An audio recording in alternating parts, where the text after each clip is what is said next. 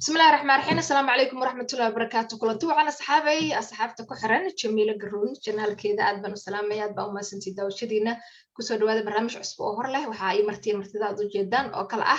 سارة ديريه أو مسكح كوريس أد كو داوتان فردوس عبد الله أو كاها نولشا أدو قبرتين برنامج حيسالة إي ولبه شكري official جنال أو شكري شرف شو أد برنامج حيسالة إينا أد كبرتين سو دواد دمانتي واتهاي idinku dheereen mayno caaw barnaamijka waxaan ku jeexjeexaynaa isbarbardhig waxaan ku sameynaynaa ilmo korinta qaabka qurbaha iyo Soomaaliya farqa cinkaya u dhaxeeya sidee Soomaaliya carruurta loola dhaqmaa sidee kuwa qurbaha loola dhaqmaa taasoo aan ku jeexjeexayno ay ka mid yihiin haday noqoto qaabka akhlaaqda haday noqoto qaabka maaragtay ilmo korinta kala dhinaca maaragtay waalidku sidee ula dhaqmaan carruurtooda taasoo ay ka mid tahay in Soomaaliya hadii cunugaad cunug la dagaalo aad tiraahdo iska celi magacmaad cadin ku haysataay maxaad qabanaysaa markii lagu dilay halka qurbahana la yiraahdo qofna hadii qofna ha taaban qofkii kugu gardaroodo soo sheeg waa laga celinaya dhanka kale qurbaha carruurta waxa la yiraahdaa qof fiican baa tahay cid ka ma horeyso adiga carruurta u fiican Soomaaliya waxa la yiraahdaa wariya nacsi oo feeraha weyn meesha ka carar maxaad meesha u fadhisaa runtii inta ayaan rabnaa caawa inaan barnaamijka ku jeexjeexno waxaan ku horumarinayaa Sahra Diiriye oo iyadoo dhinaca familada iyo carruuraha iyo maaragtay qoysaska aad ugu lug leh Sahra soo dhow waa dhawahay Jamila aad iyo aad baad u mahadsan tahay sidii anaga naloo soo koriyey iyo sida halkan wax loo koriyo ama Soomaaliya loo koriyo aad bay u kala duwan yihiin حتى waxa kala duwan maaragtay yacnihi Soomaaliya qofka carruurta ilmaha carruurta xataa inuu xanuunsan karo ama uu leeyahay maaragtay xataa dareen ama feeling ba xataa lagama dhigo dareenkii feeling waxaan ka wadaa hadii ilmuhu dhaho xataa dhabarka xanuunayo seebu ku xanuunay baa la leeyahay ilmo yar baa tahay aad sheegan kartaa عايدة يدي وحاسنا ووحنا لكوسو كوريي bulshadoo dhan waxa waaye waxay ka ahayd iban xataa marka lagu faalinayo waxa dhici jirtay haduu ka hor yimaado odayaasha kumiya wariya dhalayna hebel waa najis Allah uu eka harcad buu dhalay yani koolkooliska faanfaanku wuxuu ahaan jiray caydeena qofku ku soo ag marafeeriya raati xataa emotion muujisid waba lagu qosli jiro waxa lagu nacas baatay maxaa adiga maxaad maaragtay marka yani waxa weeyaan iyo mataqaanade inay qofka Soomaaliga qof kasta wuxuu aaminsan yahay oo carruurta lagu hebel ka guuleysan taasna waa mid maanta de howl wadankii oo dhanba la burburay marka waan ku soo noqon doonaa ay la tahay la gabdhaha kala uga baxaya هاي فردوس محد قدريس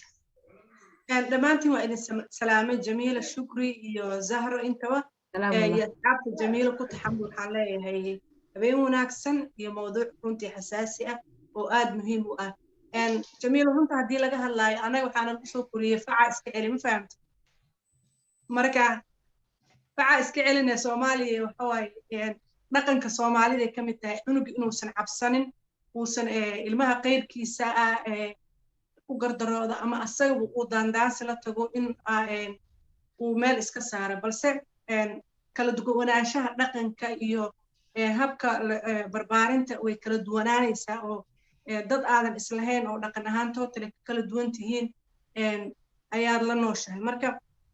taas micnaheeda ma ahan in ilmaha cadaanka ah ayagu naftirkooda ay yihiin ilmo edban oo aanan dagaal aqoonin طبعاً ويا قانان حاجة وين دعدا إن المكلا دان صدان وين كراعان يعني وحنا قانا إنه إسكولات إسلام كورن هذا كورنا جروب أو قوينا كبيرة وحنا وش كيس إن مركي إسكول كود دعويس قبل هذا لوجع علم وين إسكول كجوب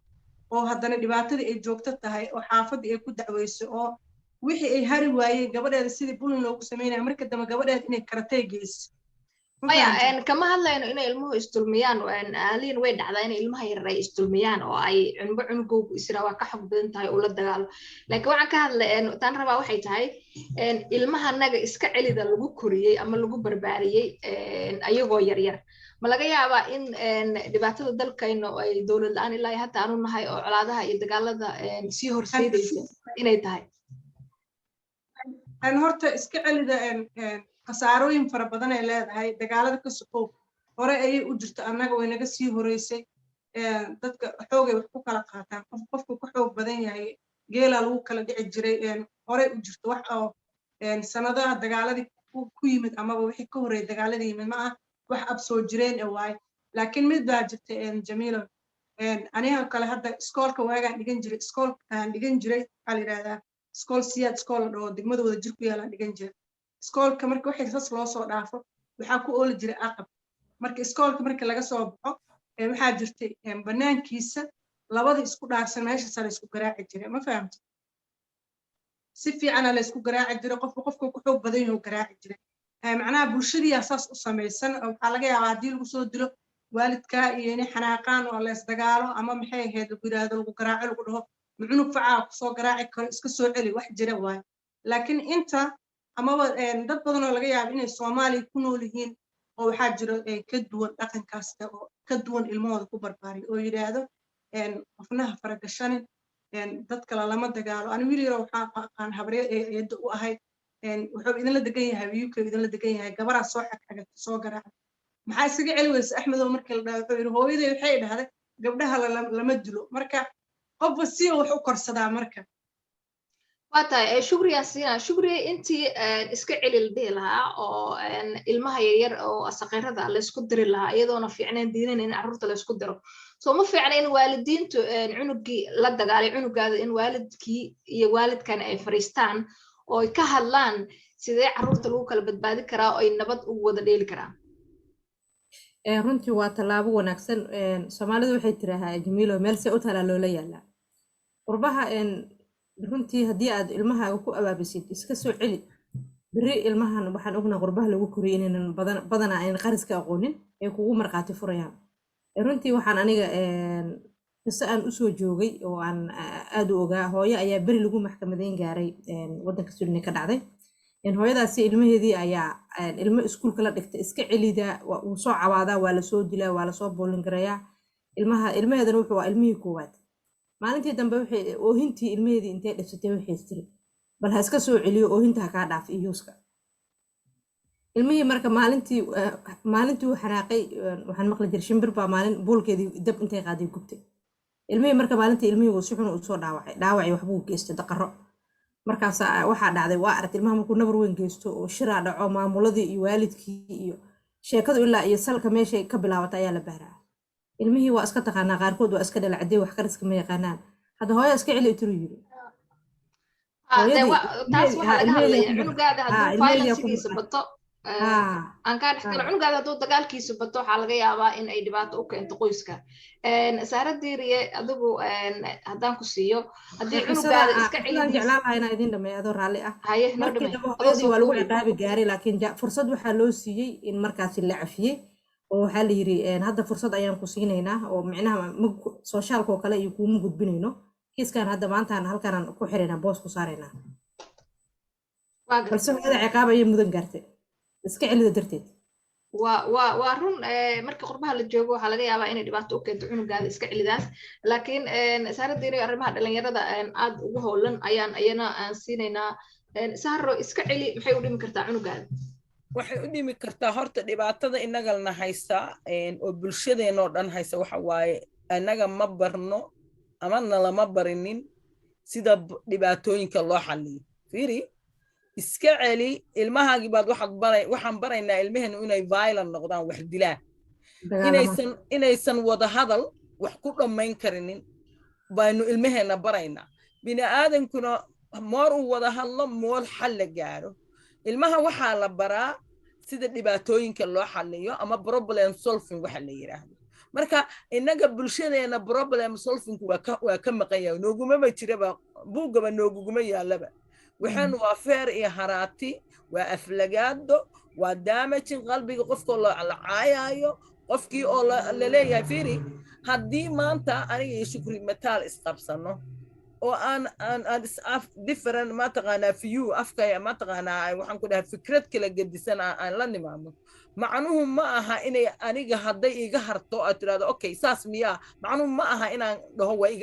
waa ka raayi ama aan isu arkay inaan ka guulaystay bulsho inaga dhan waxaan nahay loo ababiyeyba inay qof walba uu yahay guulaystay oo aan wax isugu tanaasul yeelaynin oo aan isugu waay dilku noogu badan yahay waay aan wax kasta u dilaynaa waay kii baadiye jooga kii magaalo jooga qalafta ummadda looga hadlaya waxa waaye gacanta aan ka hadlayno wax aan ahayn oo xal ma jiro xal baaba la isbarinba xal ma jiro la isbar sidee marka waalidku ku bari karaan ubadkooda inaanay dagaalamin si dhexdhexaadiyo xal oo kana oo loo dili kana aan loo dilin loo ilmuhu ay nabad ugu wada joogi karaan waalidkuna uu isugu fahmi karaan waxay ka bilaabanaysaa ilmuhu markuu eber yahay zero markuu yahay guriga joogo had iyo jeer markay kala qaataan alaabta oo ay isu yimaadaan waxa waaye ilmihii markuu ilmaha kale ka dafo alaabtii ciyaartii ama bahalkii maxaan ku dhahaa fatooygii waa in la dhahaa walaalkaa waaye waa wada leedihiin walaashaa waaye markuu ilmaha kale dhacanta ku dhufto dadka Soomaalida waxa ka dhaadhacsan ilmuhu inuusan caqli lahayn ilaa uu dhowr sano gaar maya markuu eber ka bilaabo ilmaha isagoo uurka ku jiro caqli leeyahay ku ogyahay na maqlaya waxaan sheegayna ogyahay oo ilmaha ma taqaanaa taas arrin kale arrintan rabnay inaan ka hadalnay laakiin mar kale aan ka hadlaynaa marka ilmihii maadaama la zero lagu abaabinayo from eber markaas inuusan waxaan lahayn inuu waxaan leeyahay in wax wada la wadaayay in la wadaago inuu dhaho raalli iga ahaw gacanta markuu qaado walaalka waxa ku tiradaa raalli iga ahaw waa inuu raalli iga ahaw dhaha walaasha waxa ku tiradaa raalli iga ahaw waa inuu raalli iga dhaha wada dhunkada okay ma xanuunsato walaalka ma ku dil u sheeg inaad xanuunsato waxa ku tiradaa waad idishay ma xanuun maxaad ii dishay ilmihii markaa wuxuu garabsanayaa inuu qof dambi ka galay wuxuu leeyahay ma taqaanaa iga raalli ahaw ma moodaynin inaad xanuunsatay marka yacnihii waa wax la raba inay ilmihii lagu ababiyo dhibaatanta xalinkeeda hadduu ilmihii kufo oo meel ku dhaco ama wax daadiyo waa inaa ilmihii la dhex maxaa daadisoo lagu soo boodina waa in la dhaha haye ma daateen haa innaa lilaahi wa inaa ilaahi raajicuun waayo innaa lilaahi wa inaa ilaahi raajicuun baa waxay leedahay laba miinin bay leedahay laba macnay leedahay mid waxa waaye ilaahay baad ka timid asagaadna ku noqonaysaa tan kale waxa waaye wixii kaa daatay markaad wax kasta aad ilmahaaga ku ababisay inaa ilaahu wax ka khayr badan iigu bedel ma aragtaa yacnihii marka wax ka khayr badan ilmihii marka waxa waaye wuxuu ogolaanayaa waxaan la dhaho tolerance inuu ogolaansho wix inay dhacaan acceptance samaynaya inuu wax dhacaan buu ogolaanaya wuxuu ogolaanaya wuxuu daadiyey hadduu daadiyey inaa dhaho okay hebla ama caasha ama cumar iyagoo magacooda loogu yeeraayo wixii daatay dee nadiifi wuu nadiifinaya ma maartaa marka problem xalliski wuxuu ka imaanayaa inaan lagu qaylinin asagina uu khaladkiisii qaato oo mistake khaladku wax ka barto ma fahamtaa marka qofka waxaa la rabaa in maskixiyan iyo loo dhiso jir ahaan oo caqligiisa uu caqli yeesho uusan arag inuu wax la dilaa xal inay tahay xalku inuu wada hadal ku imaanayo markaas sidaasaa loogu soo ababinaya ilmaha la rabaa hooyooyinku inay ku soo ababiyaan oo aysan ogolaanin inuu ilmihii kale dharbaaxo ama dilo aad baa umahadsan tahay firdowsan siinayaa firdowso in ilmaha lagu barbaariyo hooyooyinku ay ku koriyaan dhaqan baa tahay iyo dabaal baa tahay iyo adag waxba ma taraysid maxay saameyn korriimahooda iyo aqligooda ay ku yeelan kartaa jamiila runtii waa su-aal aad muhiim u ah waxaa ilmaha marka la caayo ilmaha caayda iyo hadallada xun ama magacyada xun loogu yeero ilmaha waxay noqonayaan emotional dhaawac ayaa gaarayo marka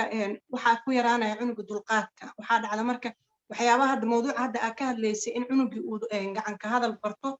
waxyaabaha ugu badan oo keena ayaa ka mid ah ilmihii kalsoonidiisa ayaa hoos u dhacaysa inuu asaga isku kalsoonaado waxaa laga yaabaa xataa inuu asaga isku aqbalo uu isku arko inuu ilmaha kaloo ficiisa ka liito oo isdhaho maadaama maalin walba hooyadaa ku tiraahdo doqonaa tahay hebel baa kaa fiican facaa ma gaaraysid inuu isku qaato uu kalsoonidiisa hoos u dhacdo niyad ahaan uu niyad jabo waxaas dhinaca kale iyadana saameyn ay ku yeelanaya ilmihii inuu dulqaadkiisa yaraado haddii maanta cunug ficiis uu hadal xun dhaho in uu una dul qaadan gacan qaado in jawaabtiisa ay noqoto gacan ka hadal meeshii la rabay inuu isku kalsoonaado uu dhaho waxa aad idhaahda adiga ayaa ah run ahaantii waxyaabaha bulshada ku badan way ka mid tahay in hadallo xun erayada xun caayida waxyaabo yar yar waxaa laga yaabaa adiga waxba aan xaggaaga ka ahayn in aad joogtaysid in ilmihii ay qabsadaan la qabsadaan waxaas maanta dhan la dhahayo in ay ayaga yihiin oo dhaawicii uu ku koro islamarkaana cunugii kalsoonida isku qabaan ficiisa kale ka liita marwa waa kala talin lahaa inay iska joojiyaan waxaa taas dheer habaarka oo kaleeto dad badan ayaa markay xanaaqaan ilmaha aad u habaaraan saas allah ku yeelo meel xun ka bax ama waxyaabo aad u xun waaye aan afkan u fiicnayn diin ahaanna aana fiicnayn ilmihiina aana u fiicnayn horta sidoodaba waxyaabaha qaarkood waxyaabaha noocaas waa la ogyahay in waalidka uusan niyadda ka jirin qalbi ahaan uusan wax kasoo uusan ahayn balse moment xilli uu xanaaqsanaa hadalkaas afkiisa kasoo baxay hadalkaasna in waalidiinta ay iska kuwa ku dhaqma ay iska joojiyaan dhaqanada wanaagsan oo kaleetood meelaha ka anfaca waxaa jira dadyo kala duwan oo dhaqan ahaan waxaa jirto dhaqanadooda waxyaabo badan oo macaan badan oo adig kaa anfaco inaad ka qaadatid sida hadda meelo badan markaa aragtid hooyooyinka carabta markay ilmahooda la hadlayaan xataa mararka qaar markay xanaaqsan yihiin waxay adeegsadaan erayo duca ah khayr allaha ku siiyo saan allaha ku yeelo الله يهديك ها معناها الله يقليك وإلهي هكو دافع iyo macnaha waa hooyada iyadoo xanaaqsan haddana waxay adeegsanay eray ducaa marka dhaqanada fiican oo kale meelahaas oo kale in laga soo qaato xanaaqa zaa'idka ilmaha markay xanaaqsan tahay in aad iska ilaaliso inaad wax dhahdo sababtoo ah niyad ahaan way dilaysaa cunugna wuu aaminayo inta uu yar yahay ilmaha aad korinaysid wuu aaminayaa cunug wax kastoo aad ku tiraahdo haddii aad tiraahdo doqoyo maanta dhan haddii aad tiraahdo qayrkaa ma gaaraysid waxaa kaloo jirta jamiilo isbarbardhig dad badanaa isticmaala isbarbardhig waxaa laga yaabaa cunuga inuu wax ku xun yahay cunug kaloo saaxiibkiisa uga fiican yahay haddii aad tidhaahdid bundooyinkoo kaleetood hebel buu intaasuu keenay ama cunug walaalkiisa aad tidhahdid hebelaa kaa fiicano waxaanu keenay hebelaa kaa fiicano wuu kaa caqli badan yahay wuu kaa maskax fiican yahay waxyaabahaas niyad jab badanay abuurtaa waxaa laga yaabaa in moral ahaan cunug dhinto uusan xataa juhdi laga yaabay in uu isgeliyo in uu ka isiraado sida hooyada ee sheegto waxba ma tiraysid iska daa waa run aad baa umahadsan tahay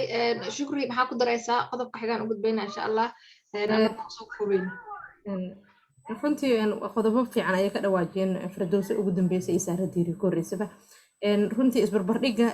la yiraahdo tusaalaan firdowsa jamiila kaa fiican oo kalban hadaan yiraahdo annaga Soomaalihan waxaan u naqaanay inay firdowsa intay dadaasho jamiila la tartamayso challenge sameynayso balse carruurtu way dhibtaa dhibaato weyn iyo qalbi jab iyo saameyn ayay ku yeelataa carruurtu wuxuu aaminayaa inaad adigu liidaysid annaga dadkeena wadankii ku koray waxaan u fahmaynaa hooyo ama aabbo waxay kaga jeedaan waa carruurta roroon oo garaadsatay balse kuwa halkan jooga markaad ku tiraahdid uma dhinna meel xun ayaad ka qaniintay ilmihii dhimasho ayuu ka xigaa